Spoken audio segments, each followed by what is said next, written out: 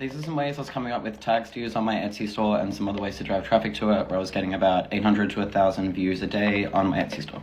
I may not have my Etsy store anymore, but that does not mean I can't help you guys out. The first one is that every single day I at least post 3 pins to Pinterest of products that I had up in my store. This is the last 30 days. This is an example of what I have up. And lately I've been using ChatGPT to come up with the Pinterest description for that for me. I posted a video about how to do that the other day. So what's actually really powerful is Etsy's internal SEO system, and if you use the 14 tags that it has underneath, you can actually just drive a lot of traffic organically through the website and just through being on the marketplace. After some trial and error, here are some tips that I did to figure out the best ones to put on every product. And for this, I'm going to use a movie poster for the film Lady Bird as an example. One way is to come to a website called eRank and type in something similar like movie posters and then have a look at the ones that are getting the most traffic. Although what we're trying to do is find the niche in Etsy, and a lot of those can be a little bit more generic. So we're going for specifics here.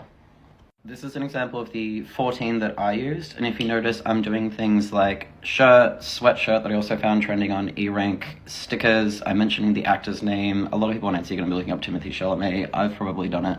I know that there's a niche online for A24 products, so I would usually mention that it was one. And even though the film was not Call Me By Your Name, I know that a lot of people research that on Etsy and look for products like it. So if you're doing things like movie poster, minimalist movie poster, you're not going to show up in a broad range of things. So what you want to do is start adding things like shirts, other movies that are really similar, the actors' names, sticker, quotes, things like that. That way, instead of limiting yourself to just showing up to a very certain amount of search bar things, you're expanding out to a whole different range of things that have similar interests to each other. But I feel like this is already getting pretty long and there's probably a lot more tips to give, so I'll probably do another one.